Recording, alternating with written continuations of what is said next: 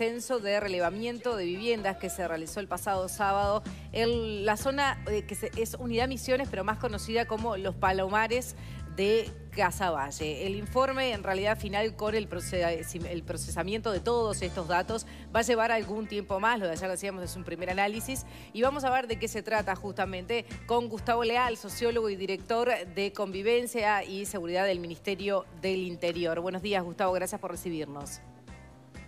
Hola, muy buenos días.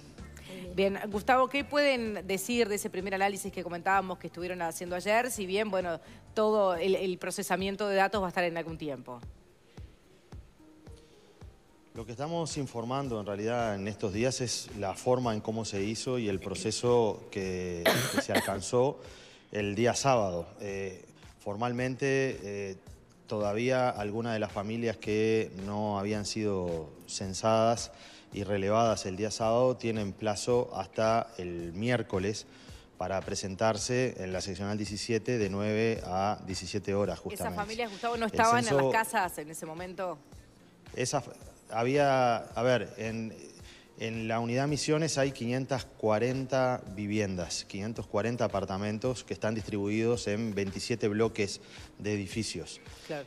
El sábado, en 4 horas, de 9 a 1 menos 10, se alcanzó una cobertura de un 98% de ese complejo. Es decir, se empadronó a cada uno de los hogares. Esto implica que se aplicó un formulario donde se identificó a cada una de las personas con cédula de identidad que viven en cada vivienda, y a su vez se hizo un relevamiento de las condiciones edilicias, constructivas, sanitarias y eléctricas de cada vivienda. Esto implica que se ingresó a cada uno de los hogares y a cada una de las habitaciones de esos hogares. Gustavo, ¿a eso se refiere en menos de 4 horas se alcanzó un número del 98% y quedó un 2%. Ese 2% representan 11 viviendas que momentáneamente en esa circunstancia no había gente porque estaban trabajando, los vecinos aportaron los datos de quiénes eran las personas que vivían ahí, claro. Se les dejó una notificación para que se presentaran. En el día de ayer, de esas 11, ya se habían presentado 8. Y faltan en este momento 3. Esa es la realidad del día de hoy. Bien, queda claro que con todos los datos que recabaron no buscaban solo conocer la cantidad de personas que viven ahí, sino, como se han dicho ustedes mismos, un shock de transformación urbana, conocer datos que realmente permitan después hacer una transformación. En ese lugar ya está definido por la ciudad de Montevideo, por la Junta Departamental. En el año 2015 hay un plan de ordenamiento territorial de la zona de Casaballe que se llama el Plan Cuenca Casaballe, que fue votado en la Junta Departamental. Ahí hay directrices bastante claras desde el punto de vista urbano de cómo intervenir en esa área de la ciudad, que es un área de la ciudad que tuvo, digamos, una intervención del Estado en un momento, en el año 73, cuando en el marco de las medidas prontas de seguridad se hicieron este complejo en particular, que se denomina Los Palomares, se llama Unidad Misiones. Claro, en forma temporal se llama Unidad Misiones, pero le denominan Los Palomares por el tamaño de los apartamentos. Un apartamento de un dormitorio lo construyeron con 21 metros cuadrados. Y un apartamento de 3 dormitorios, que es el más grande de todos, lo construyeron incluyendo baño y cocina y lugares de circulación, con 41 metros cuadrados. Gustavo, la intervención de la cual se habla, y digamos que este censo forma parte de todo ese trabajo previo, ¿tiene que ver algo con lo que se había manejado, inclusive hasta por el propio presidente de la República en algún momento, de la demolición de gran parte de ese lugar? Mire, en realidad se han puesto palabras o titulares de que se iban a demoler por los eso Palomares, pregunto, pero yo no escuché a ninguna autoridad declarar de que se iban a demoler todos los Palomares, porque a veces se dicen las cosas con cierta facilidad, porque se escribe en un diario o se titula o se dice fuentes dicen tal cosa. Demoler los Palomares implicaría hacer una intervención urbana en la ciudad que no hay ningún antecedente, no solo en el Uruguay, sino en la región, de demoler 8 hectáreas de edificios y de áreas urbanizadas tirando abajo 540 casas de un día para el otro. Es decir, creo que tenemos que darle también, porque este tipo de cosas generan mucha intranquilidad, claro, o generan preocupación en la gente. Es decir, imagínense de que nosotros dijéramos que vamos a tirar abajo 6 manzanas de Pocitos. Sí, claro. ¿Sí? Sí, sí. Entonces, bueno, pero ¿y cómo? ¿Cómo se va a hacer? ¿A dónde van a ir? A no ser que esas personas tengan noticia de planes de realojo. ¿Cómo se está manejando el tema de los futuros realojos en el caso de que haya problemas edilicios? Bueno, lo que sucede es que, en primer lugar, lo que está definido es el plan y es la estrategia, que eso está ya definido por organismos públicos y, repito, la Junta Departamental de Montevideo en el año 2015 ya definió un plan donde plantea, en ese plan que fue votado por todos los partidos políticos, que es necesario tener una intervención urbana en ese lugar que facilite la accesibilidad y que puede incluir la demolición parcial o incluso, llegado el caso, total de algunas áreas.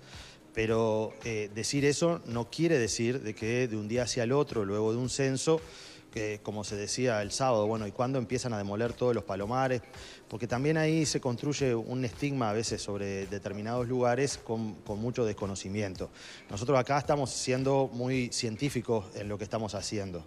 Es decir, estamos siendo rigurosos en el sentido de tener información muy actualizada y también información sobre un área de la ciudad que ha tenido una situación de seguridad muy delicada y que no escapa a la población hace 5 o 6 meses atrás. Claro. Ahí un grupo de personas vinculadas al narcotráfico decidió intentar un modelo de control del territorio que no lo lograron hacer, pero que implicó el desalojo forzoso de muchas de esas familias. No lo lograron hacer porque luego de toda una investigación que se llevó a cabo el Ministerio del Interior y también la Fiscalía, a la mayor parte de esas personas se las procesó por extorsión y hoy están presos. Un delito de extorsión que es de los delitos más graves del Código Penal. Pero bueno, quedaron secuelas en ese lugar porque muchas de esas familias que fueron desalojadas en forma compulsiva, el Estado, a través de mecanismos que tiene de protección, relocalizó ya. Pero las viviendas originales de esas personas era lo que se quería en parte también constatar de cuál era la situación en este momento, además de la situación de riesgo edilicio que tienen esa estructura, porque tengamos en cuenta que esa estructura se hizo en forma de emergencia, pero a su vez luego empezó a ser afectada por 2 procesos. Uno que es que en algunos lugares se fueron comunicando apartamentos con apartamentos, tanto a nivel de planta baja, los ampliaron y agrandaron, anexaron una unidad con otra y hacia arriba agujerearon las planchadas y anexaron apartamentos de planta alta. Eso afectó obviamente la estructura.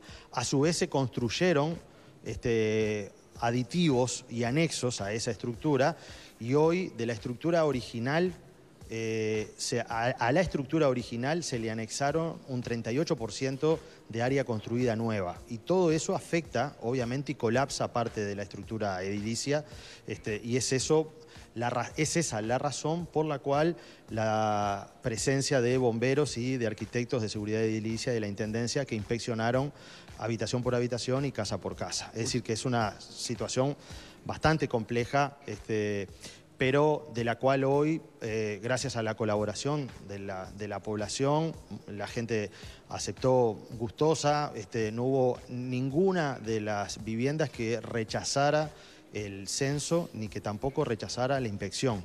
Eso habla también de una presencia y una legitimidad del Estado en ese lugar muy importante, porque con la presencia se aseguró la información. Sí. En principio, ¿se puede adelantar algo de qué encontraron en esas casas que habían sido en su momento desalojadas y donde las familias fueron desplazadas y vos decías ahora relocalizadas? ¿Qué podemos saber de lo que el Estado averiguó que está ocurriendo en esos lugares que habían quedado vacíos y ocupados por delincuentes? Al momento nosotros lo que estamos comunicando es lo que se hizo y cómo está finalizando el proceso de recolección de información. El análisis de esa información es parte de otra etapa Y bueno, y hay información de esas características que ustedes comprenderán y la población también, que es reservada. Nosotros estamos siendo cuidadosos también en tener en cuenta que ahí en la unidad de Misiones vive una cantidad de gente que ha sufrido mucho. Hay una cantidad de gente que es trabajadora, que no está vinculada al mundo del delito, que ha quedado muchas veces coaccionada o implicada en una red de miedo y de terror, en parte también por el proceso extorsivo que hubo. Y bueno, nosotros queremos ser cautelosos en eso y dar las garantías a toda la población y no estar divulgando información en forma aislada. Entonces, creo que se puede entender que esa información al momento es una información que está en la órbita de la justicia. Al momento, bien. ¿Y cuándo se tendrá el informe final? En los próximos días va a haber un informe que lo va a tener el propio presidente de la República y a partir de ahí él junto con las autoridades del Consejo de Ministros van a tomar las definiciones. Muy bien. Gustavo Leal, muchísimas gracias por este móvil y por toda la información. Muy bien, gracias a ustedes y que pasen buen día. Gracias, Gustavo. Buen día. Chau, chau. Vamos a actualizar hasta ahora los principales títulos.